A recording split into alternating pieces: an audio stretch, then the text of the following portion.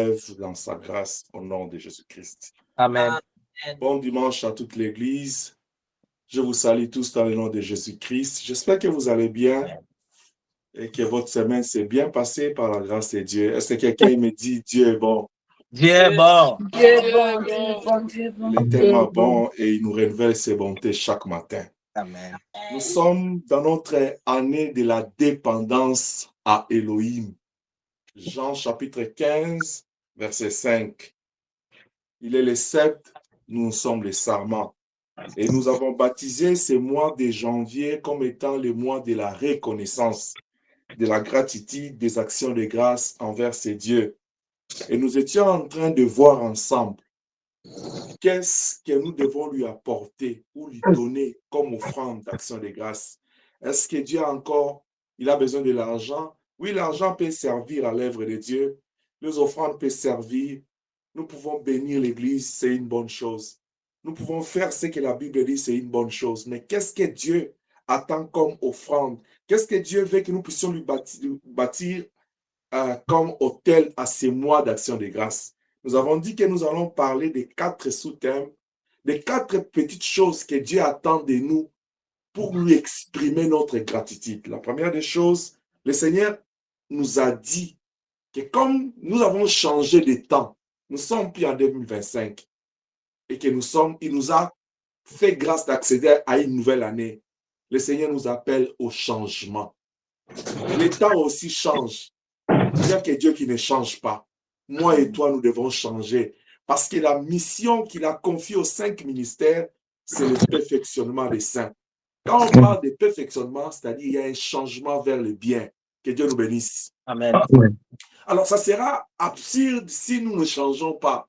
Ça sera absurde si nous lavons du sang de Jésus-Christ. Nous sommes sanctifiés par sa parole et sa puissance et nous restons la même personne. Ça sera une grosse erreur si la trompette sonne et que nous ratons ce rendez-vous. C'est pourquoi le Seigneur, de son côté, il met tout en marche pour nous apprêter. Lui-même, il est allé dans Jean 14, il a dit, il est parti nous préparer la place. Si Dieu s'engage à se préparer, à préparer la fête des noces, et puis toi qui veux aller participer à cette fête, la Bible dit, la nature elle-même ne vous enseigne-t-elle pas? Si aujourd'hui j'organise une fête, et qu'à la fête, je t'invite, n'est-ce pas que tu vas te préparer? Si à la fête des hommes, tu te prépares pour y être, à combien plus forte raison à la fête de Dieu, à la fête d'Élohim, à ce grand rendez-vous de l'épouse. Alléluia. Amen. Je t'exhorte par les compassions de Dieu à faire de tout ton mieux, si cela dépend de toi, à ne pas rater ce vol. Deuxième chose, nous avons vu l'attitude des chrétiens de Bérée qui était différent des chrétiens de Thessalonique. La Bible dit ils avaient l'empressement à écouter la parole, mais aussi, dès qu'ils rentraient chez eux, ils étaient en train de vérifier, de certifier ce qu'on les a enseignés. Ce matin, nous sommes dans le livre des Psaumes, chapitre 138. Gloire soit rendue à Dieu. Je pense que cet enseignement, je vous ai promis ça au milieu, avant le séminaire des 3 hôtels, c'était un vendredi la nuit. Et il a plu au Seigneur que nous puissions en parler ce matin, comme 3e point de ce que nous devons faire pour lui exprimer notre reconnaissance parce qu'il nous a renouvelé sa grâce. Chaque fois que Dieu te renouvelle sa grâce, chaque matin, pense à ces 4 piliers.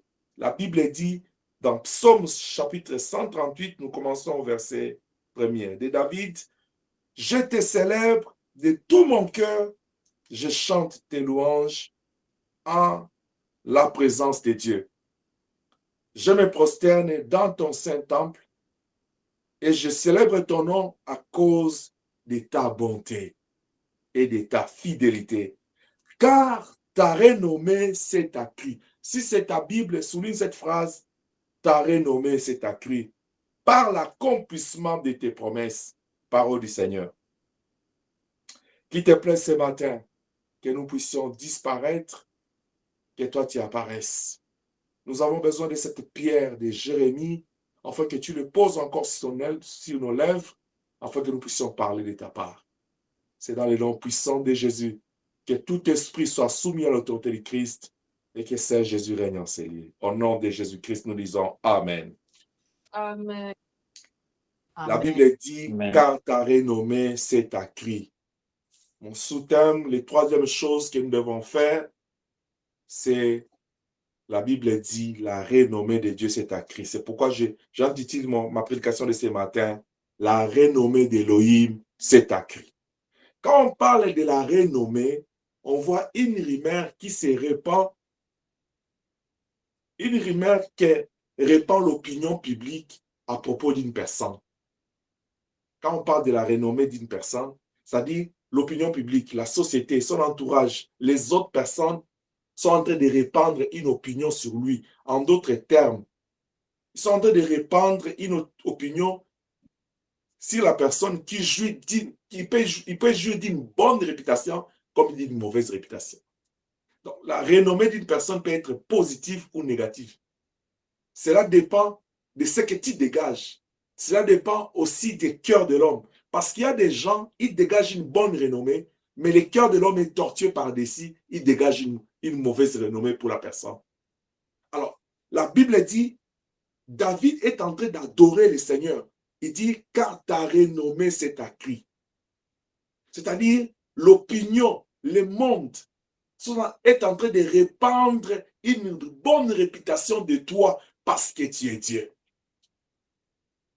La renommée, en d'autres termes, c'est le témoignage qu'une personne, c'est le témoignage d'une personne qui va d'une bouche à l'autre, d'une bouche à une oreille. C'est-à-dire, moi, je parle d'Emmanuel à Carlos, Carlos parle d'Emmanuel à Béni, Béni parle d'Emmanuel à, par exemple, à Dassa. C'est-à-dire, nous sommes en train de propager. Maintenant, la question serait de savoir qu'est-ce que nous sommes en train de transférer d'une bouche à une autre oreille, de l'oreille là, d'une bouche à une autre. C'est quelle réputation que nous sommes en train de transférer. Si vous allez dans le livre des Proverbes, c'est peut-être qu'aujourd'hui on puisse lire beaucoup, mais je ne saurais pas commenter tout. Proverbe chapitre 22, verset 1, la Bible dit, la réputation est préférable à des grandes richesses. Toi qui veux avoir beaucoup d'argent, beaucoup de maisons, ce n'est pas un péché, beaucoup de richesses, mais la Bible te dit, la bonne réputation, c'est plus que toutes ces choses-là. Que Dieu te bénisse. Ecclésiaste chapitre 1, chapitre 7, verset 1, la Bible dit, une bonne réputation vaut mieux que le bon parfum. Je vais m'arrêter seulement à cette phrase-là. Tu vois, tout le monde aime se parfumer, n'est-ce pas? Et chacun a son goût. Chaque personne a une marque, une odeur qu'il aime du parfum. Mais laisse-moi te dire, tu vois le parfum que tu aimes là. Même, il y a d'autres personnes, ils mélangent des goûts, des couleurs et des marques ou d'odeurs pour comme à vous faire sortir l'odeur propre à lui. C'est une bonne chose. Mais la Bible te dit, peu importe les parfums que tu appliques sur toi, la réputation, la bonne réputation vaut mieux que ton parfum. Est-ce que je parle à quelqu'un? C'est pourquoi je dis à quelqu'un ce matin, avant d'avancer dans la réputation d'Élohim, je dis à l'église, ce matin, j'attire l'attention de quelqu'un. Aie une bonne réputation. Parce que la bonne réputation, c'est plus qu'un bon parfum. Aie une bonne réputation. Travaille sur ta renommée, Jéhovah. Il sort Abraham de Charan. Il dit à Abraham, va dans les lieux que je t'indiquerai. Quand il prononce les bénédictions sur Abraham, il dit à Abraham à la fin, je rendrai ton nom grand. C'est-à-dire, Elohim était en train de s'engager à rendre la renommée d'Abraham grande, à donner à Abraham une bonne réputation, à faire d'Abraham plus qu'un parfum. C'est pourquoi aujourd'hui nous parlons d'Abraham, nous parlons de ses pères de multitudes et nous disons que nous sommes ses enfants dans la foi pendant que biologiquement, génétiquement, nous ne sommes pas ses enfants. Mais parce que Elohim avait promis à Abraham, oh, je parle de ce Dieu créateur et fidèle, qui avait dit à Abraham, je rendrai ton nom grand. Je prie le Seigneur ce matin à susciter la soif, l'envie de la grandeur en toi, de la bonne réputation en toi, d'une bonne renommée en toi, en soi d'un bon témoignage. Que Dieu te bénisse. C'est pourquoi, Amen. aie une bonne réputation, une bonne renommée. Fais de ton mieux. Selon que la Bible dit dans Hébreu, il dit si cela dépend de toi, sois en paix avec tout le monde. Mais moi, j'aimerais que si cela dépend de toi, quand on dit tout le monde, commence par toi-même, sois en paix avec toi-même. Vous savez, le problème de la renommée personnelle, c'est-à-dire même les gens peuvent dire ce qu'ils peuvent dire, mais si ta conscience est tranquille, tu es tranquille avec Dieu. Est-ce que je parle à quelqu'un? C'est pourquoi la Bible dit, qu'on vous cite dans des choses, mais qu'on ne vous trouve pas dedans.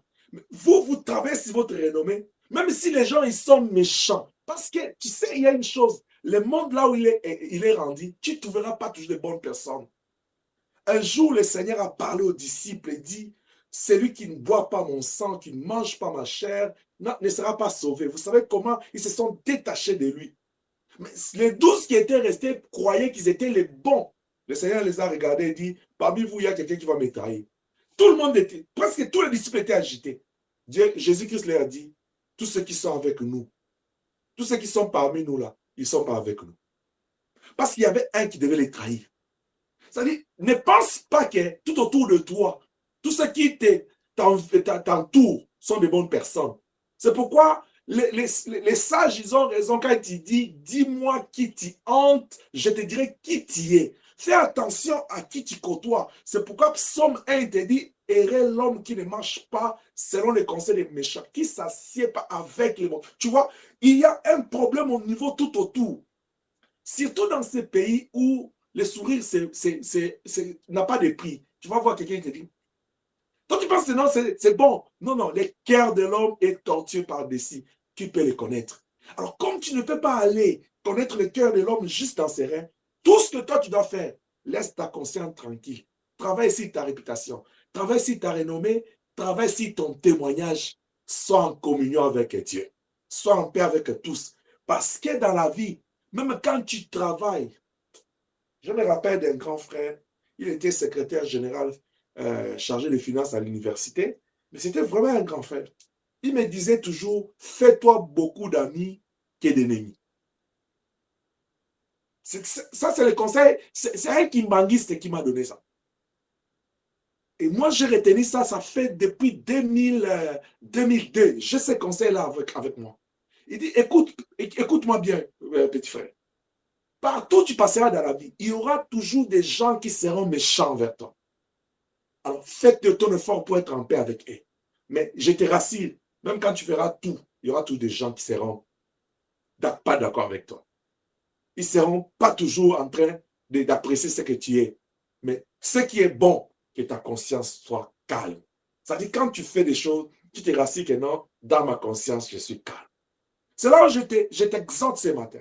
Avant d'entrer dans le vif de notre sujet, j'ouvre une petite parenthèse pour t'encourager. De la même manière que tu prends ta douche chaque matin, tu te parfumes, tu t'arranges, tu t'habilles bien pour aller au travail, à l'école, dans tes rendez-vous. Tu prends soin de ce corps qui va retourner à la poussière. Prends aussi, parfume ton âme, que ton âme dégage une bonne odeur, que ton âme sent bien devant Dieu. Parce que pour être un vrai adorateur, il faut que ta vie d'abord soit une adoration pour Elohim. Est-ce que je parle à quelqu'un?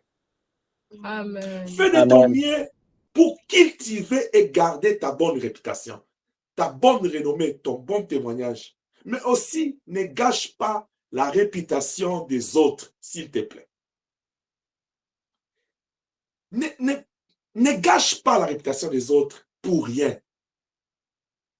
Vous savez, quand Elohim ne dort pas et ne somnole pas, chaque matin, il donne à chaque personne la possibilité de vivre le même nombre d'heures.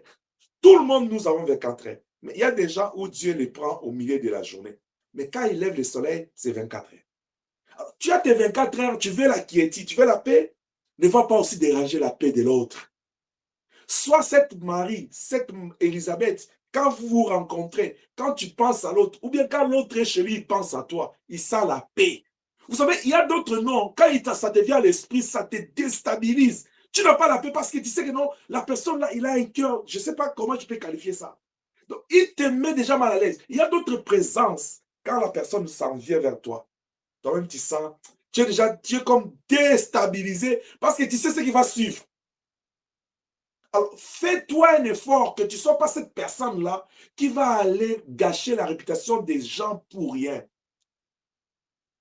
Cependant, la Bible dit dénoncer les mal. Même quand tu vois ton frère et ta sœur dans les mal, reprends-les avec amour, avec respect, dans le but de les gagner pour le royaume. Est-ce que je parle à quelqu'un? Et pour terminer cette petite parenthèse, ne permets à personne de marcher sur ta réputation. La réputation, c'est quelque chose de très, très important. Vous voyez dans Actes des Apôtres, ces gens-là, ils faisaient des choses comme Christ à Antioche. Quand les autres les ont vus, ils les ont connotés, ils les ont nommés, ils disent, ils sont des chrétiens parce qu'ils font comme Christ. Et la Bible te dit, aie en toi le sentiment qui était en Jésus-Christ. Je parlais de toi, je parlais de moi. Je disais, ayons une bonne réputation, ne gâchons pas la réputation des autres et ne permets à personne de gâcher ta réputation. Est-ce que je parle à quelqu'un? Amen. Je rentre dans notre pensée de ce matin. Ce que Elohim attend de nous en troisième lieu au début de cette année, c'est que quand nous disons que nous voulons être reconnaissants envers lui pour tout ce qu'il est pour nous, pour tout ce qu'il fait pour nous, pour tout ce qu'il a promis à nos vies, la troisième chose que Dieu attend de nous, Dieu fait que nous puissions confesser comme David, la renommée de Dieu s'est accrue. Elohim, c'est Dieu créateur, est esprit. C'est un Dieu surnaturel, c'est un Dieu spirituel que nous ne voyons pas. Mais comment est-ce que sa renommée peut se répandre, peut aller de bouche à l'oreille, son témoignage peut être véhiculé dans le monde? Genèse chapitre 1, il dit au commencement, la terre était informe et vide. Et l'Esprit de Dieu se mouvait au-dessus des eaux. C'est Dieu créateur qui est spirituel. Personne ne pouvait le voir. Parce qu'au commencement, il n'y avait même rien. Même quand il a pris l'initiative de créer le monde, son esprit était là. Ce matin, nous parlons, le modérateur l'a dit, 2 ou 3 réunis, le Saint-Esprit est là. Dieu est au milieu de nous. Mais tu ne peux pas le voir avec tes yeux. Mais il se révèle à l'homme, il se révèle au monde. Cet esprit-là, c'est Dieu spirituel, c'est Dieu surnaturel. Il se révèle au monde au travers de sa parole, premièrement. Deuxièmement, au travers de sa puissance. C'est comme ça que dès le commencement, il a fait ça. Il était un esprit qui mouvait au-dessus des eaux. Et la Bible dit, et Dieu dit, il commence à se révéler, que la lumière soit, et la lumière fit. L'homme pouvait entendre aujourd'hui la parole que Dieu a prononcée, mais aussi l'homme peut voir la puissance de Dieu. Comment est-ce qu'un certain matin, le soleil se lève et le soir, le soleil se couche, les étoiles se lèvent et la lune apparaît et un certain grand matin, ça disparaît. Nous sommes en été, vous allez voir comment est-ce que le soleil se lève vers 7 heures et va aller coucher vers 15h, 16h. Tu te dis, mais qu'est-ce qui se passe? Mais nous sommes en hiver. Mais quand on va en été, ça change. Tu vois que ça se lève très tôt et ça couche très tard. Tu te dis, mais qu'est-ce qui se passe? La réponse est simple. Il y a un Dieu quelque part. Est-ce que je parle à quelqu'un? Et ce Dieu-là s'est manifesté, il s'est révélé à l'homme par sa parole et par sa puissance. Et depuis les jeunes âges, de génération en génération, c'est comme ça il fait. Et quand il se révèle à l'homme au travers de sa parole et de sa puissance, c'est pour quel but? Il se révèle à l'homme au travers de sa parole et de sa puissance dans le but de se faire connaître à l'homme. Que l'homme puisse les connaître. Et une fois que l'homme les connaît, que l'homme à son tour qui vient de les connaître, les fasse connaître à d'autres. Est-ce que je parle à quelqu'un? Amen. C'est pourquoi vous voyez David, il dit, il est en train d'exalter ses œuvres, sa grandeur. Il dit, à cause de tout ce que tu fais, ta renommée, ta réputation, ton témoignage va être en train de s'accroître, ça se répand, ça va de ville en ville, ça court dans les temps. Tout le monde parle de toi. Que Dieu nous bénisse. Amen. Dieu doit se révéler à nous pour ce que nous devons le connaître. Jean 4, 22, il dit à la femme samaritaine, il dit, vous adorez celui que vous ne connaissez pas. On ne peut pas servir, on ne peut pas aimer, on ne peut pas adorer quelqu'un qu'on ne connaît pas. Voilà pourquoi Elohim se donne la tâche de se faire connaître, de se révéler à nous. Il regarde Pierre dans Jean 6, il dit, mais les autres sont partis. Mais vous faites quoi ici? Pierre dit, mais on va aller où? C'est toi qui as les paroles de la vie éternelle. Nous devons rester attachés à toi pour apprendre de toi. Voilà pourquoi dans Jean 15, il leur dit, je vous appelle plus serviteur parce que je vous ai fait connaître tout ce que j'ai appris de mon Père. Il s'est révélé à eux. Dans Matthieu 11, 27, il dit, personne ne connaît le Père, ce n'est que le Fils. Ou celui à qui le Fils se révèle. Ça nous voit que Dieu est esprit. Dieu, c'est un mystère. Pour que l'homme puisse le connaître, il doit se révéler, soit au travers de la parole, soit au travers de sa puissance, de ses œuvres. C'est pourquoi, même Moïse, en marchant avec Dieu, à un moment donné, il a dit, non, non, je t'ai entendu, je t'ai vu dans les buissons, mais moi, je vais te voir. Révèle-toi à moi, au travers de toute ta puissance. Vous savez la suite. Job, quand il discutait avec ses amis, il a dit, non, mon homme, moi, je ne vais pas vous répondre à vous, les hommes. Moi, j'ai une intimité avec Elohim. Je fais rencontrer Dieu, discuter avec lui. Quand Dieu apparaît à Job soudainement, Job a entendu l'écho de la voix dans la tempête. Il a dit, toi parle et moi je vais t'écouter. Mon âme avait toujours entendu parler de toi. Maintenant là, tu viens te révéler à moi d'une autre manière. Oh, je prie Elohim à faire naître en toi, lui qui crée le vouloir le faire, à créer en toi l'envie de connaître Dieu, à créer en toi l'envie de chercher Dieu, de créer des moments de prière, pas de jeûner pour l'argent, parce que ce qui est bon pour toi, c'est de connaître Elohim. Parce que si tu le connais au fond, tu vas l'aimer plus, tu vas le craindre, tu vas obéir à sa parole, tu vas le servir avec amour. Est-ce que je parle à quelqu'un? Amen. Bien, mais cependant, la connaissance de Dieu, comme je l'ai dit, il se révèle à nous au travers de sa parole. Cette connaissance, pour que nous puissions le connaître, il se révèle à nous au travers de la parole. Quand la parole est prêchée, Dieu fait que nous puissions apprendre de lui. La connaissance de Dieu vient de l'apprentissage de sa parole. Cet apprentissage, sa parole-là, c'est ça la source de notre foi. Et cette foi-là, dès que elle est née dans nos cœurs, la foi-là est la clé des miracles. Alléluia. J'ai toujours dit, la foi, c'est la monnaie que nous avons besoin pour entrer dans les marchés de Dieu et acheter les miracles. Le marché de Dieu, c'est sa présence. Cette présence que Jean décrit dans Apocalypse 4, il dit, je vis les cieux s'ouvrir et je vis un trône. Dans son intimité, il y a encore le parlier sur qui la gloire est abondante. Pour y aller, Hébreu 11:6, il te dit, sans la foi, il est difficile de lui être agréable. Il faut que celui qui s'approche de Dieu, j'aime cette parole, croit que Dieu existe. Si tu es un enfant de Dieu, si tu es un bien-aimé de Dieu, tu ne peux pas adorer quelqu'un de qui tu ne crois pas son existence. La première des choses, tu dois croire à l'existence de Dieu. Et c'est celui-là qui a marché avec Josué. Il dit à Josué dans Josué 1, 3, 5, il dit, écoute Josué, je te délaisserai point et je t'abandonnerai point. David a écouté cette parole dans Psaume 23, 4, il dit, même quand je traverse l'ombre de la vallée de la mort, je n'ai aucune crainte parce qu'il est avec moi. Sa houlette et son bâton me rassurent. Paul va aller comprendre ça dans Romains, il dit, qu'est-ce qui me séparera de l'amour de Dieu? Parce que ce que j'ai moi, Dieu là, c'est tout ce qui me suffit. Et Pierre le comprend dans Jean 6, il dit, où irai-je? C'est toi qui as la parole de la vie éternelle. Je suis en train de dire à quelqu'un ce matin, le fait d'avoir Dieu, c'est plus que d'avoir l'argent. Parce que Dieu, c'est le créateur. C'est lui le propriétaire de l'or et de l'argent. La bénédiction que tu cherches, Dieu bénit moi. Tu es déjà béni parce que la bénédiction, c'est la vie de Dieu en toi. Amen. Est-ce que je parle à quelqu'un? Est-ce que quelqu'un peut me dire Dieu est grand? Dieu est grand. Amen. La Bible dit, il tient le monde entier dans sa main. Celui qui tient le monde entier, c'est Elohim. Et toi, j'ai toujours dit, tu as un mystère. Parce que celui qui tient le monde, il est en toi. Donc, il tient le monde en toi. Pourquoi tu t'inquiètes? Je parle à quelqu'un qui a des regards inquiets ce matin.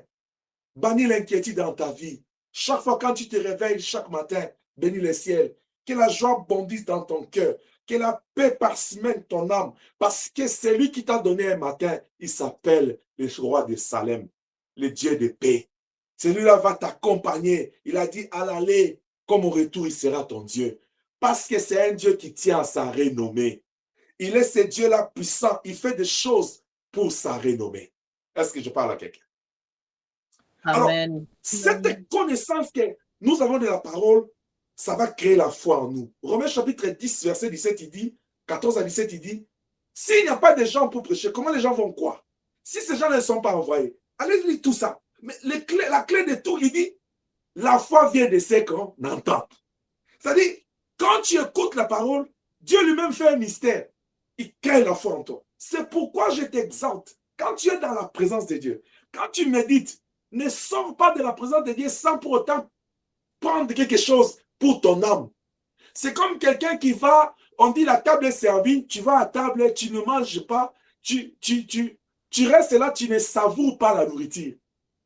Tu vois, tout est bien préparé. En plus, la cuisine de Dieu, c'est tellement bon. Parce que c'est préparé par les anges qui sont saints. J'ai toujours dit aux amis ici, quand ils préparent, je dis, quand une maman est dans la cuisine, il ne doit pas être en colère. Maman, écoutez-moi. Quand tu as la cuisine, je ne parle pas seulement des mamans, parce qu'ici, même les frères, vous savez, même les frères, ils savent bien cuisiner. Hein? Il y a des frères qui préparent bien plus que les mamans. Maman, faites attention. Donc, alors, quand tu prépares, même quand tu fais ton linge là pour le travail, toi-même, je parle même aux enfants, tu ne peux pas aller préparer quelque chose que tu vas manger. La langue attend. Quel est le rôle de la langue? C'est le goût. Mais quand tu veux donner à la langue quoi? Quelque chose, tu es en colère. Parce qu'on t'a fait une observation, parce que tu es mécontent de quelque chose. Regarde même comment tu tournes la nourriture. Et tu es en train de dire à la nourriture quoi? Je suis fâché contre toi, mais je te prépare quand même. Non, non. Quand tu écoutes la parole de Dieu, c'est plus que les mets de ce monde. C'est plus que la viande de ce monde. Il faut avoir la joie. C'est pourquoi la Bible dit, c'est pourquoi si vous entendez ma voix, n'endurcissez pas vos cœurs. La joie d'écouter la parole. Parce que Dieu se révèle à notre de la parole. Et quand la parole entre dans nos cœurs, retentit dans nos cœurs, ça crée la foi. Et quand la foi s'installe, c'est le miracle qui est.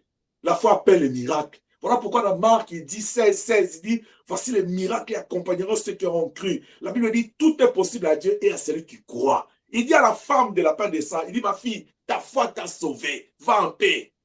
Je suis en train d'activer quelqu'un ce matin. N'abandonne pas ta foi. Serre ta foi dans ton cœur, afin que tu ne puisses pas être fragile au jour de la tribulation, de l'affliction et de la persécution. Que Dieu nous soutienne.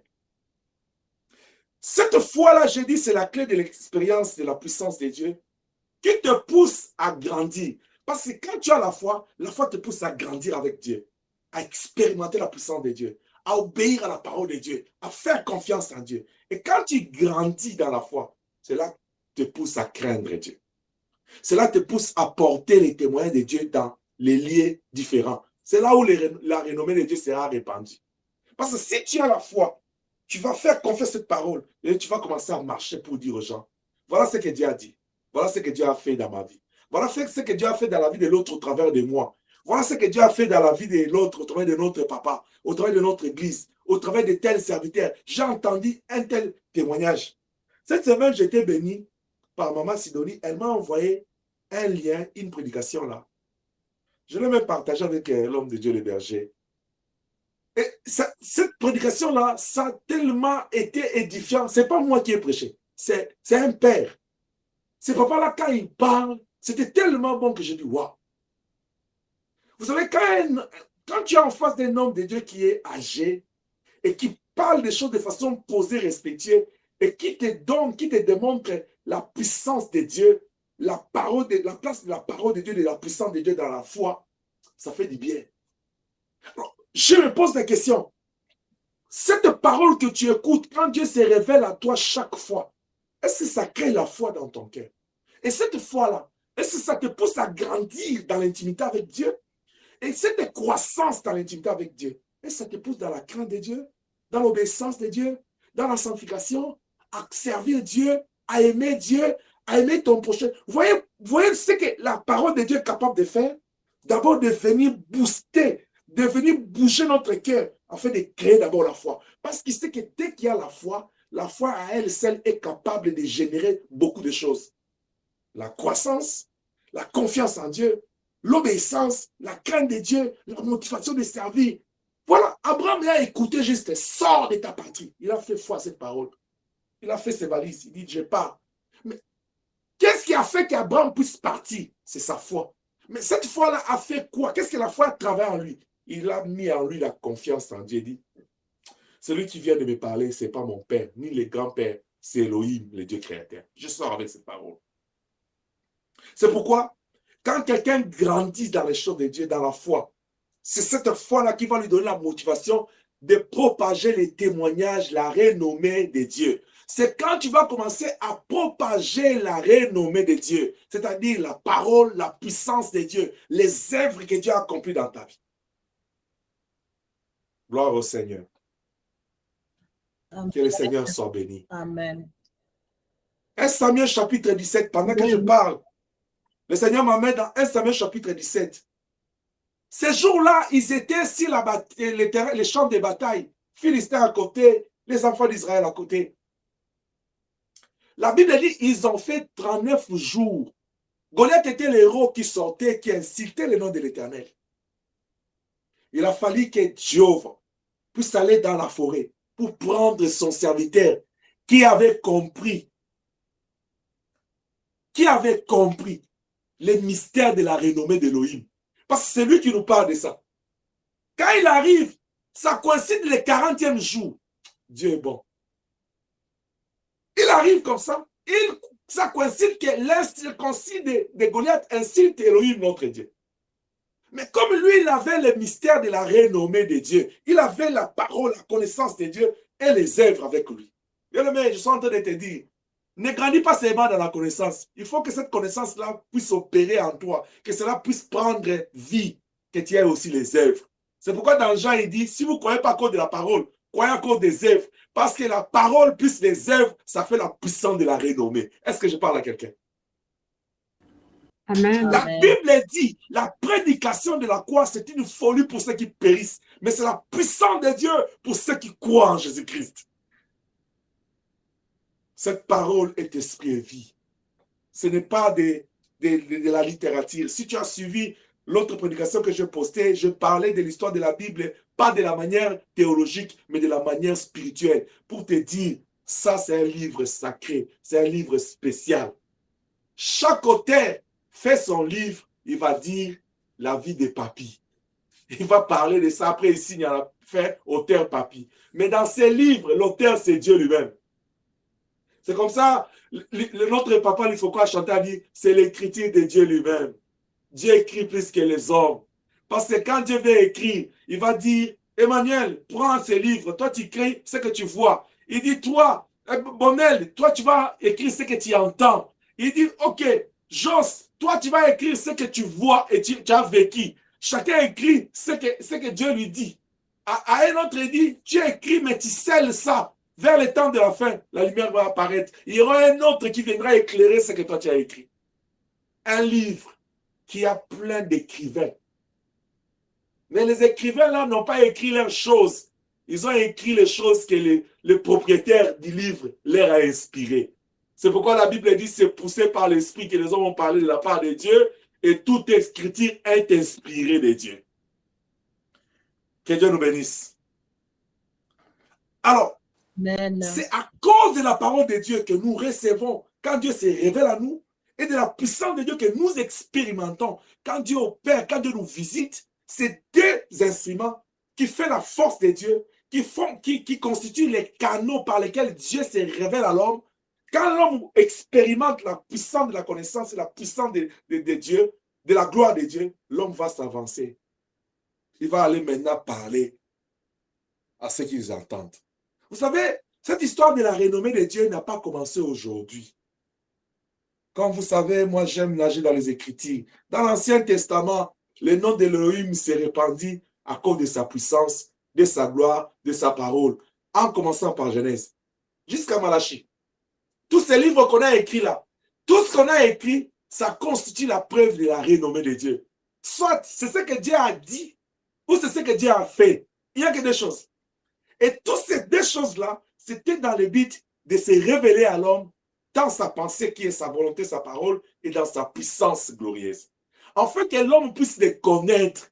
C'est pourquoi Jésus était étonné de dire à la femme, il dit, mais vous adorez quelqu'un que vous ne connaissez pas, malgré que tout ce que Dieu a fait pour se révéler à vous. Mais vous l'adorez, mais vous ne le connaissez pas. Je dis à quelqu'un ce matin, 2026, grandis dans la connaissance de Dieu, mais aussi dans l'expérimentation de la puissance de Dieu.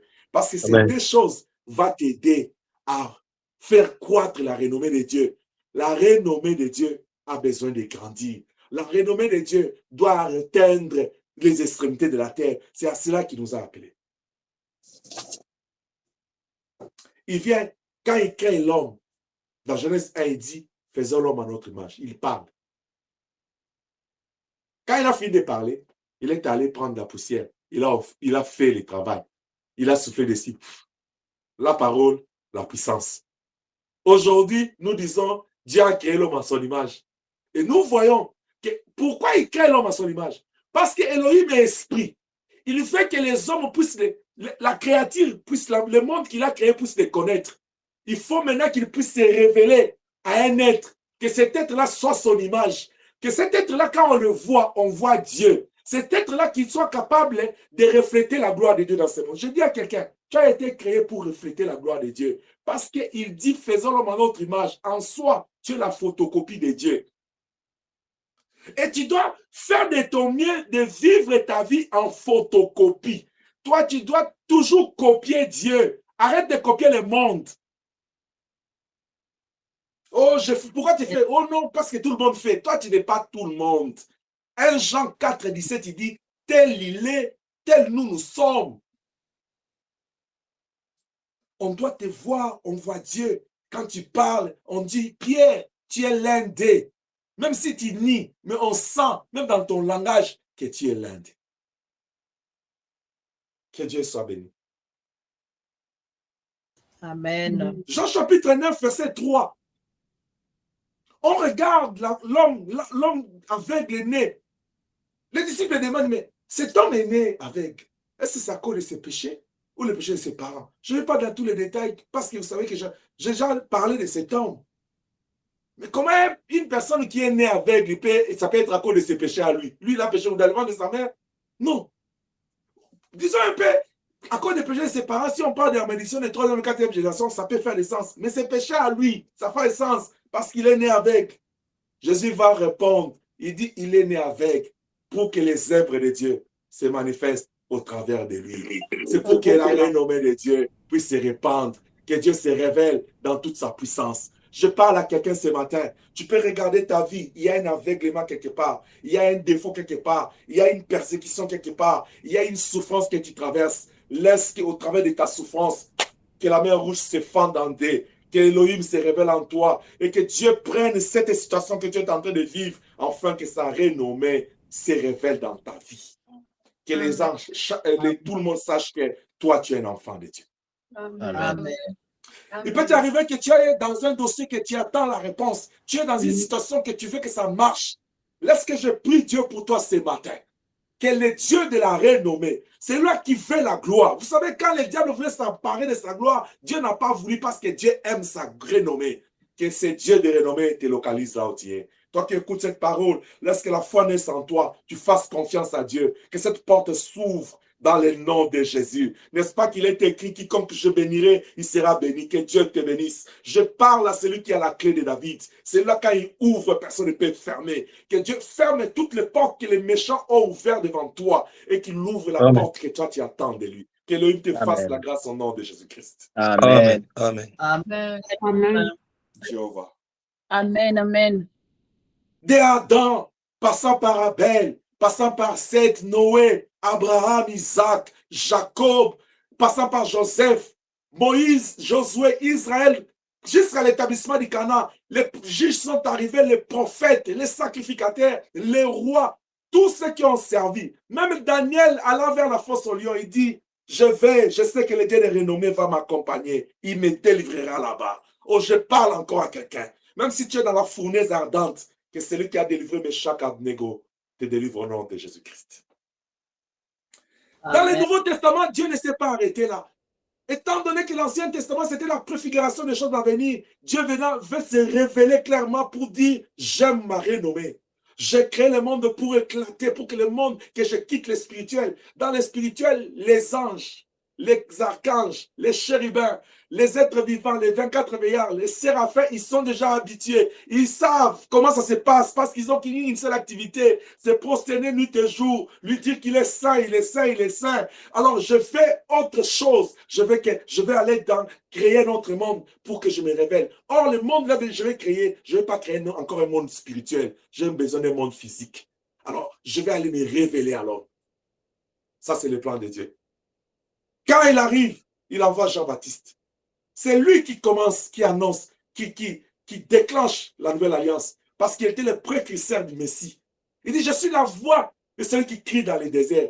Pourquoi dans les déserts? Parce que la vie de l'homme avait séché à cause de l'absence de Dieu.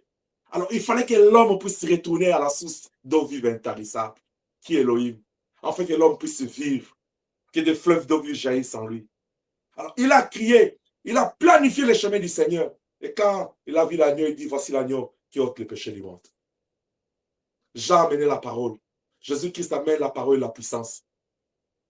Toutes ces choses pour que les œuvres de Dieu se manifestent.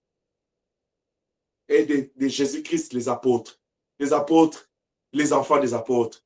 Et ça continue jusqu'à ce que nos pères sont arrivés. Et aujourd'hui, nous vous parlons de la part de Dieu. Et ça ne va pas s'arrêter avec nous. La Bible dit jusqu'à ce que l'évangile va atteindre les extrémités de la terre. Est-ce que je parle à quelqu'un?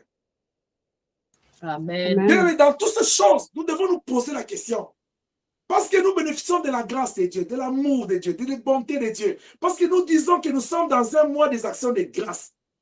Elohim veut que l'action de grâce que nous devons lui apporter, que ça soit, que nous puissions travailler pour sa renommée, que nous puissions faire tout pour que sa renommée puisse s'accroître. C'est-à-dire son témoignage puisse aller loin, que son nom soit répandu loin. Il a dit dans Actes des Apôtres, chapitre 1, verset 8, il dit, vous vous préoccupez pour le rétablissement de Jérusalem, ça c'est mon problème. Je dis à quelqu'un, Matthieu te dit, ne t'inquiète pas de ce que tu vas manger, de ce que tu vas te vêtir, parce que Elohim qui nourrit les oiseaux du ciel et la fleur du champ, il s'en occupe. Voilà pourquoi Abraham lui a donné le nom de Jéhovah Jireh.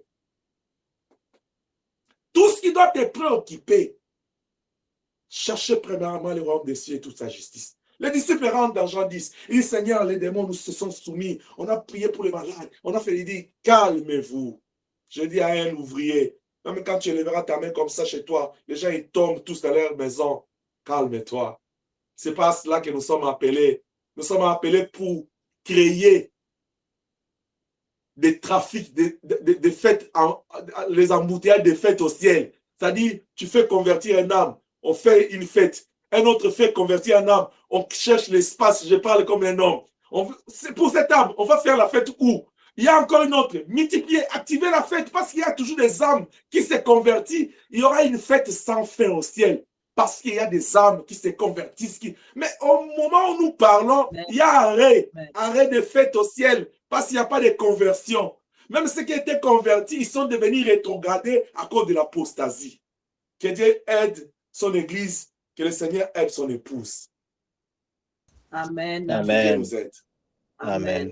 Nous devons nous poser cette question. Qu'as-tu fait de la parole de Dieu que tu as reçue et de la puissance de Dieu que tu as expérimentée? David dit dans Psaume 103, il dit, mon âme loue l'Éternel et n'oublie aucun de ses bienfaits. Pourquoi? Parce que j'ai un devoir d'amener cette parole et ses œuvres loin. Tu es un enfant de Dieu. Qu'est-ce que tu fais de la renommée de ton Dieu? Est-ce que tu te comportes comme un Pierre qui prend la renommée en lui, il arrive autour du feu, il dit non, je ne le connais pas, je ne l'ai jamais connu. Il y a des gens qui nient le Seigneur par leur comportement. Il y a des gens qui nient le Seigneur parce qu'ils ont fermé la bouche, ils ne veulent pas parler. Oh, que le Saint-Esprit cette année puisse jaillir en toi, afin que la source de ton eau soit comme débouchée en force.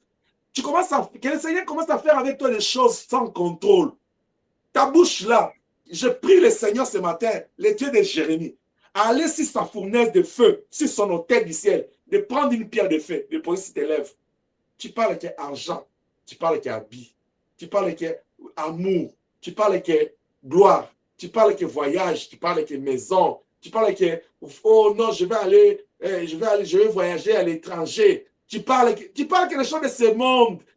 Quand est-ce que tu parleras d'Élohim? La bouche là, le Créateur l'a créé pour parler de lui. Amen. Amen. Mais nous parlons d'autres choses. Que Dieu nous pardonne. Que Dieu nous assiste. Nous devons nous poser cette question. Qu'as-tu fait de la parole de Dieu que tu as reçue? De sa main que tu as expérimenté? Depuis le jour que tu t'es converti jusqu'aujourd'hui. Vous savez, il y a des gens, ils sont là, moi j'ai 20 ans dans le Seigneur. Mais son témoignage, même on ne connaît pas. Dis-nous même comment est-ce que tu as marché avec Dieu. Quelles sont les choses? Vous savez, dans les témoignages, il n'y a pas seulement les miracles. Comment est-ce que tu as survécu dans les épreuves avec Dieu? Ça, c'est le moment que Dieu aime. Quand les choses sont noires dans ta vie, comment est-ce que tu es resté? Vous vous rappelez de l'hôtel des épreuves?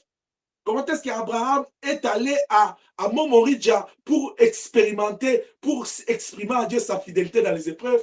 Est-ce que tu peux nous parler aussi de ça? Non, j'ai travaillé avec Dieu, j'ai prié pour les gens, ils sont guéris, j'ai resté les morts, c'est bien bon.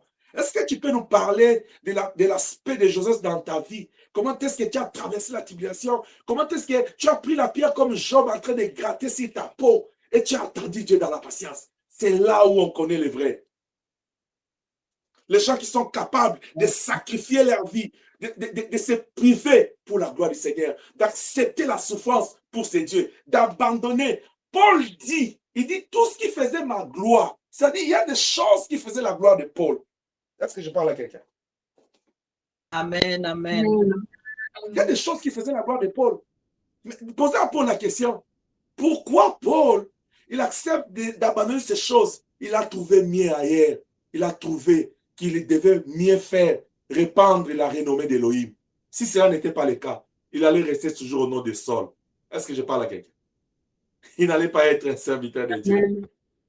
Il n'allait pas être connu. Regarde cet homme-là qui n'a pas vécu les 3 ans avec le Seigneur, mais il va aller nous écrire beaucoup de choses, comme s'il était à ses pieds. Je ferme cette parenthèse. Est-ce que tout ce que tu as expérimenté de Dieu, tout ce que tu as connu de Dieu, tu écoutes les témoignages des gens, qu'est-ce que tu fais de toutes ces choses? Est-ce que cela t'a servi de témoignages, d'évangélisation, de propulser le nom et la renommée d'Élohim? Ésaïe chapitre 1, verset 2, il dit quoi? Le Seigneur est en train de se plaindre dans Ésaïe. Il dit, si écoute, la terre prête oreille. Quand l'Éternel a parlé, il dit quoi? Il dit à l'enfant que j'ai nourri, il a fait quoi? Il a fait quoi? Cet enfant que Elohim a nourri, il a fait quoi?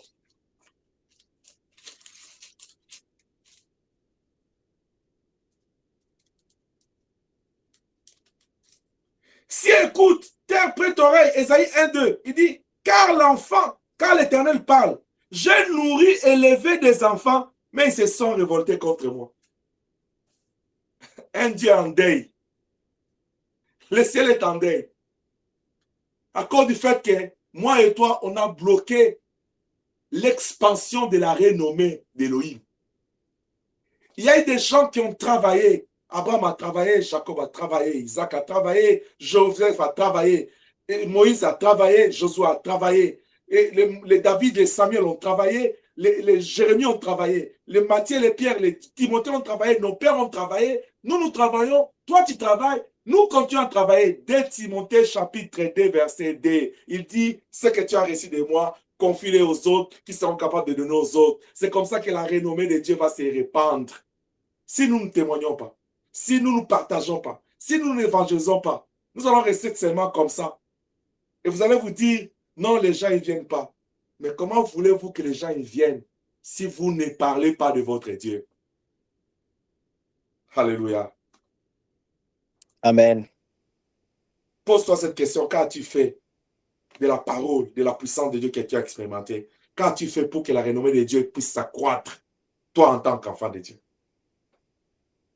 Mais reconnaître Dieu, expérimenter sa puissance, doit être considéré comme un privilège. Connaître Dieu, c'est un privilège. Est-ce que je parle à quelqu'un? Amen. Amen. Connaître Dieu, c'est une grâce spéciale, c'est une grande bénédiction. J'aime toujours parler de la Samaritaine. Elle n'était pas considérée. Déjà en Israël, vous savez, les sorts de femmes. En plus, elle n'était pas une bonne femme. Mais du moment où il rencontre Christ, il a dit, oh, il m'a sanctifié. Il retourne vers ses siens. Il dit, j'ai rencontré quelqu'un. Connaître Dieu, c'est un privilège. Il a ramassé tout un village et s'est converti. La femme de Jean chapitre 8, ce n'était pas une bonne femme. Avant qu'il rencontre le Seigneur. Mais quand on l'a traîné avec des pierres derrière elle, vers le Seigneur, Jésus l'a regardé, il s'est dit en lui-même, je suis venu chercher, sauver ceux qui sont perdus. Femme, moi non plus je ne te connais pas, va en paix, mais ne pêche plus. Dès qu'il a rencontré le Seigneur l'a lavé, l'a sanctifié. Avant même d'aller à la croix, la femme est devenue pure. Quand la femme rentre, vous tous vous la voyez dit, impudique. Mais Elohim le voit une personne transformée parce qu'il a rencontré le Seigneur. Est-ce que je parle à quelqu'un? Connaître Dieu, c'est un privilège. Expérimenter la puissance de Dieu, c'est un privilège. Vivre avec Dieu, c'est un privilège. Être en intimité avec Dieu, il n'y a pas meilleur que ça dans la vie. Je ne sais pas si ça t'arrive de rester comme ça, ou en train de travailler, ou en train de faire quelque chose. Tu sens seulement dans ton cœur une joie qui naît. Tu commences à chanter. Une paix qui rose ton cœur. Tu commences à chanter. Vous savez, il y a des gens, quand ils ressentent cette dimension des choses, tu vois même sa manière de faire des choses. Il sourit, il fait des choses. Connaître Dieu, c'est tellement bon. Écoute, un enfant de Dieu, tu ne peux pas. Inès, est-ce que tu m'entends? Inès, ma fille, explique-moi, comment est-ce que quelqu'un peut se réveiller le matin, il est déjà férié. Il est matin 6 heures, son visage est déjà fermé. Il s'est chamaillé où? Il s'est chamaillé où? Nous tous on dormait. Toi, tu te réveilles le matin à 6 heures, tu es déjà visage fermé. Et tu dis, non, aujourd'hui, je ne veux pas que quelqu'un puisse me blaguer avec moi. Je ne me suis pas bien réveillé. Frère, sœur, attention, qu'est-ce que tu as fait la nuit? Tu étais où? Il y aura un jour, on va fermer votre vol de retour, là, tu vas rester là-bas. C'est pas normal. Quelqu'un dit, mais papa, je n'ai pas bien dormi. J'ai prié Elohim, celui qui a donné à Jacob une bonne nuit, à vous donner toujours une bonne nuit au nom de Jésus-Christ. Parce que nous voulons détecter ceux qui partent la nuit. C'est fort, hein? Quelqu'un dit, papa, non, je parle. Est-ce que je peux continuer? Amen. Merci, la fille de quelqu'un. Cette fois-là, j'ai entendu ça. Longtemps, ça m'a encouragé à prêcher. Parle encore, dis, papa, avance. Papa, avance, chap. Que Dieu te bénisse, ma fille. Je disais tantôt, connaître Dieu, c'est un grand privilège. Et expérimenter sa puissance, c'est une grâce particulière. Tu dois considérer ça à partir d'aujourd'hui, que le fait de connaître Dieu, c'est un talent que tu as. Tu vois? Toi, tu as quel talent? Je dis, je connais Dieu. Parce que la Bible dit, avec Dieu, nous ferons des exploits. Ça, ce n'est pas mon problème. Comment je vais faire des exploits? Lui va s'en occuper. C'est-à-dire, Dieu est mon talent. Alors, comme Dieu est mon talent, là, qu'est-ce que je dois faire? Laisse les talents parler. Laisse les talents de Dieu s'exprimer. Et quand les talents font quelque chose, laisse ça éclater. N'étouffe pas les talents de Dieu. Ta façon d'être, ça doit représenter la grâce de Dieu, la gloire. On voit seulement l'huile qui coule. Oh, tu oins d'huile ma tête, ma coupe déborde. On te voit comme ça. Hein? J'aurais 200 ans seulement avec cette figure. Que Dieu soit béni. Que Dieu soit béni. J'aime Dieu. Papa commence à aller vers la fin. Aujourd'hui, il est fort regrettable, bien-aimé, de voir les comportements décevants de l'Église, des hommes de Dieu, des enfants de Dieu, de l'époux du Seigneur, que le Seigneur déplore selon Isaïe qu'on vient de lire. Parce que jour et nuit, Dieu n'est pas content. Sa renommée est bloquée. C'est comme si c'est étouffé. Sa renommée de Dieu souffre de la malnutrition. Parce que nous ne savons pas amener ça loin. Il a dit aux disciples dans Acte 1:8, il dit, ne vous occupez pas du rétablissement de Jérusalem. Vous serez mes témoins. Vous allez transporter ma renommée d'une ville à une autre. Jérusalem, Samarie, Judée, jusqu'aux extrémités de la terre. Où est-ce qu'on est bloqué? Est-ce qu'on est déjà à Samarie? Église, pose-toi la question. Toi, en tant qu'enfant de Dieu, pose-toi la question. Est-ce que tu as même déjà commencé à Jérusalem chez toi? J'ai toujours dit une chose. La grande bénédiction que nous avons de prier en ligne, c'est que Nous prions, nous faisons de nos maisons les sanctuaires de Dieu directement. Mais, à une seule condition, que tu prennes conscience de ça, que tu puisses vraiment prendre, valoriser le temps que tu te connectes. Parce qu'il y a des gens, ils se connectent. Tu sais, l'inconvénient de prier en ligne, c'est quoi? Les gens, ils se connectent là. Quand ils ferment la caméra, ils ferment le micro. Modérateur, fils, il crie. Ouvrez la caméra. Quelqu'un, il est à gauche, il est à droite, il touche. Il y a même, comme je vous ai dit, il y a même d'autres là, il est en train de préparer. D'autres, ils mangent même, il dit, c'est la chrétienté au Canada. Donc, tu manges, tu pries. Mais la Bible dit, l'Éternel est dans son sanctuaire, que toute la terre fasse silence. C'est pourquoi, fils, cette année, je ne vais pas te rappeler, mais tu as compris le code. Alors, tu as compris. Que Dieu nous aide. Amen. Aujourd'hui, il est fort regrettable de voir que nous sommes indifférents de porter les témoins de Dieu loin. Nous sommes indifférents. Comme si Dieu n'agissait pas. Il y a des gens qui étouffent même les témoins. Dieu fait un miracle. Il dit, ah, je ne vais pas aller parler. Juste par honte. Il dit, ah, si, moi, je n'ai pas la capacité de s'éteindre devant les gens. Toi, tu te tiens seulement devant qui? Quand tu vas au travail, là, tu ne te tiens pas devant les gens. Quand tu vas à l'école, là, ce n'est pas devant les gens. Les gens, c'est seulement à l'église. Ce qui est encore bizarre, tu sais, c'est quoi? Après la prière, là, ce sont les gens que tu donnes des câlins et des actes. C'est-à-dire, si tu ne te donnes pas câlin, là, tu dis, toi, là, tu ne peux pas saluer, hein? Mais c'est la personne que tu as eu peur de se tenir devant lui, devant. Comment en face comme ça, tu n'as pas peur? Mais seulement quand tu es devant, tu as peur de lui. Non, dis-toi, c'est le diable. Le diable qui veut étouffer les œuvres de Dieu. Les œuvres de Dieu doivent être témoignées. Ça doit être proclamé. Parce qu'il a guéri les boiteux en dehors du temple. Le boiteux a dit, je ne vais pas rester ici. Il faut que ceux qui sont dedans connaissent que non, j'ai été guéri parce qu'il me voyait tout le jour en train de mendier. Il s'est levé là, entrant au temple, en train de sauter pour leur dire, quand vous êtes passés là, et vous qui m'avez donné l'argent, et vous qui m'avez zappé, et vous qui m'avez mis des pierres. Vous savez cette histoire-là? D'autres personnes, ils mettent des pierres aux aveugles. Là, il dit, prends seulement, il ne voit pas. Il dit, moi après là, Elohim m'a visité.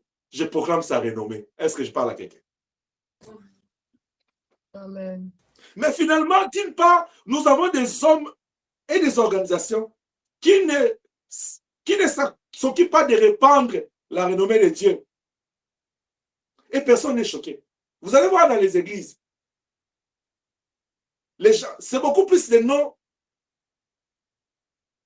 des hommes qui sont élevés que les noms de Dieu. On connaît beaucoup plus le nom de l'église. Tu vas aller évangéliser, moi j'ai pris dans telle église. Et après, c'est bien de donner le nom de l'église parce que les gens peuvent venir. Mais après, fais attention, c'est de Jésus-Christ que nous devons aller évangéliser. Nous devons parler de Christ. Parce que vous savez ce qui se passe? Ne pensez pas que non, quand tu vas aller parler de quelqu'un, il va croire au même moment. Il y a des gens qui peuvent croire à ce moment-là. Il y a des gens qui vont aller avec cette parole-là quelque part. Vous savez ce qui se passe? Il va aller quelque part, après il va croire. Et s'il se retrouve dans une autre ville, il ne peut pas aller dans votre église automatiquement. Voilà pourquoi ne parlez pas plus de ton église, parle. Pierre a dit, montre-nous le Père. Cela nous suffit. Nous devons montrer aux gens Elohim. Parce qu'Elohim, il est le même partout et à tout moment. Est-ce que je parle à quelqu'un? Nous devons remettre le Seigneur à sa place, son trône. C'est lui qui nous a appelés. Vous voyez, Moïse, il dit à Dieu, il dit, oui, je vais aller en Israël, en Égypte là pour parler aux enfants d'Israël. Mais s'il me demandait qui m'a envoyé, qui m'a envoyé, il dit, dis-leur que je suis. Il dit, mais s'il me demande, il dit, ok, parle-leur le Dieu d'Abraham, d'Isaac et de Jacob. Il a compris automatiquement que non, quand il fait passer ces messages-là, même s'il rentre chez lui, ils vont rester et dire, oh, le Dieu d'Abraham, d'Isaac et de Jacob, il nous avait promis de venir nous délivrer. Ça va rester le travail. Vous voyez, la parole de Dieu, c'est une sémence.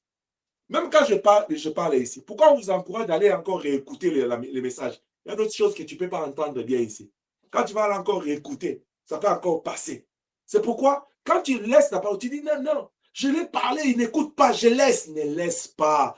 Dès Timothée 4, il te dit quoi? Prêche la parole pendant les temps favorables ou défavorables. Donc, il y a des gens qui ce sont des hommes et des organisations qui font répandre leur nom à la place de Dieu. C'est pourquoi des fois, vous voyez, Quand vous m'appelez pasteur, j'ai dit appelez-moi domestique. Quand vous faites vos affiches là, j'ai dit ne mettez pas ma figure. Mettez tout ce qui représente Dieu. Parce que je veux que Dieu soit devant. C'est pourquoi vous entendez chaque fois, je dis, je vais disparaître, que lui apparaisse. Parce que la gloire revient à Dieu. Moi, je suis qu'un appelé. Je ne suis pas Dieu. Et tout ce que je fais ici, c'est par la grâce de Dieu. Je ne guéris pas. Je ne délivre pas. Tout ce que je fais, c'est par la grâce de Dieu et au nom de Jésus-Christ. Il faut que Jésus-Christ soit élevé, que moi je diminue. Est-ce que quelqu'un peut dire Dieu est bon? Dieu est bon. D'autre part, il y a certaines personnes qui ont choisi la voie de silence, comme je l'ai dit, par honte de témoigner ou par peur. Une autre personne ne veut pas témoigner, elle dit, ah, ce que Dieu a fait dans ma vie, si j'ai dit, les sorciers vont me combattre. La Bible dit, si tu es fidèle dans les petites choses, il te donnera beaucoup. Pourquoi tu as peur plus des sorciers que de Dieu? Voilà pourquoi les églises qui sont sages, conduites par des hommes sages, ils ont toujours aimé quand quelqu'un vient témoigner, on l'appelle, on l'écoute pour l'orienter afin de sécuriser ton témoignage. Voilà pourquoi quand on vous dit, avant de témoigner, il faut parler au pasteur. C'est pour savoir qu'est-ce que tu dois dire et qu'est-ce que tu ne dois pas dire. C'est dans le cas de sécuriser ton témoignage. Alors n'aie pas peur. Si Dieu a fait quelque chose dans ta vie, appelle papa. Dis papa, j'ai quelque chose à partager. Et on va te dire, voilà ce que tu peux témoigner. Voilà ce qui est essentiel. Parce que des fois, quelqu'un ne sait ou pas, il peut venir dire tout, même ce qui n'est pas important. Nous avons besoin de ce qui édifie. N'ayez pas peur de témoigner. Il y a d'autres personnes, ils ne savent pas témoigner parce que juste par cause de l'égoïsme. Il dit, ah, si je dis que Dieu m'a béni, Emmanuel, il va venir me demander l'argent. Ah, je ne vais pas parler. Je garde. Juste l'égoïsme. Hein. Tu bloques les témoignages de Dieu. Ils sont là.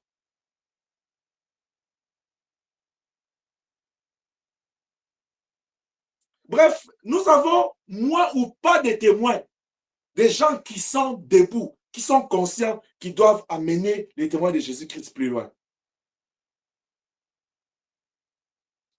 C'est pourquoi je t'encourage à comprendre que ce que Dieu attend de toi comme action de grâce dans ta vie, c'est d'amener sa renommée partout. La connaissance de Dieu que tu as, la puissance de Dieu que tu as expérimentée, ce que tu as vécu, Dieu a fait au travers de toi dans la vie d'une autre personne, ou bien tu as vu quelqu'un d'autre au vivre. Parle de Dieu. Si nous ne parlons pas de lui, qui d'autre parlera? À ce moment-là, Dieu va assister des pierres à notre place et nous n'allons pas vivre sa grâce. Je vais terminer par te citer 3 avantages que tu auras dans ta vie si tu transportes la renommée de Dieu qui témoigne sa gloire partout. Premier avantage, Jacques 14, 12. Il dit, celui qui croit en moi, il fera plus que ce que je fais. Quand tu crois au Seigneur et que tu témoignes sa gloire, tu deviens artisan avec lui. Tu commences à faire des choses qu'il lui a fait et tu en fais plus. Marc chapitre 16. Deuxième avantage. Il dit dans Daniel 12, 3, tu vas briller comme des étoiles parce que tu as porté la parole à plusieurs. Et souviens-toi aussi que tu ne brilleras pas seulement comme des étoiles, mais tu brilleras aussi comme des flambeaux. Philippiens 2, 15. La dernière, il dit l'ouvrier mérite son salaire, n'est-ce pas? Dans Luc chapitre 10, verset 7. Mais dans Matthieu 25, 14 à 30, il dit pour les serviteurs fidèles, on va encore leur donner plus. Pour l'infidèle, on va les relâcher même ce qu'il a. Voilà pourquoi il est important que tout ce que nous sommes en train de recevoir, nous devons travailler pour que l'Église du Seigneur puisse grandir, pour que nous puissions peupler le royaume du ciel, pour que Elohim soit écouté, entendu plus loin. Ce que Dieu a fait dans ta vie, vous allez voir tous les miracles qui s'est passé dans le Nouveau Testament. On dit toujours que non, quand les gens ont vu ça, la crainte de Dieu s'empara de tout le monde. C'est-à-dire, Dieu ne fait pas des choses dans ta vie pour que tu puisses te taire. Il a besoin que tu puisses répandre son témoignage partout, afin que sa renommée puisse grandir. Que le Dieu de paix, que le Dieu de toute grâce nous bénisse de partout où nous sommes.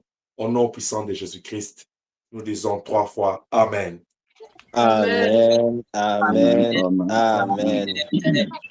Prie avec moi pendant une seconde. Confie ta vie entre les mains de Dieu. Selon que tu as écouté la parole, demande à Dieu de booster en toi ce désir de porter son renommée partout, de témoigner son nom, de partager sa parole, de partager son témoignage. Prions dans le nom puissant de Jésus-Christ. Para que se siempre abriga la palabra siempre. Que não é jamais totalmente para que se siempre. Es un pedido de la adoração para essa siempre. Eu te adoro, que seja maravilhoso, Rei dos Reis, para que se siempre, para que se demonstrate e transmita a palavra siempre. Testemunha da glória para que se siempre. Merci Seigneur parce que tu nous as parlé ce matin. On a dit premièrement chercher le royaume de sa justice. Seigneur, afin que je puisse en fait dire le Dieu qui m'a choisi, Seigneur, Dieu qui a fait sa loi. Seigneur, que je puisse marcher dans le sang, que je puisse vivre dans ta parole. Je suis demain en Christ, de médite les jours et les nuits. Merci pour cette grâce. Au nom puissant de Merci Jésus, pour ta Elohim, parole. sanctifie l'Église par cette parole. Bénis la vie de chacun. Affranchis-nous, transforme-nous, brise nos cœurs, libère-nous de tout ce qui nous empêche d'apporter ton témoignage de loin et aide l'Église. Réveille-nous dans cette dimension des choses. Au nom puissant de Jésus-Christ, nous avons ainsi prié. Merci Seigneur Jésus-Christ. Merci. Merci, Seigneur Jésus-Christ. On peut acclamer pour la parole de Dieu. Amen. Amen. Que Dieu nous bénisse abondamment.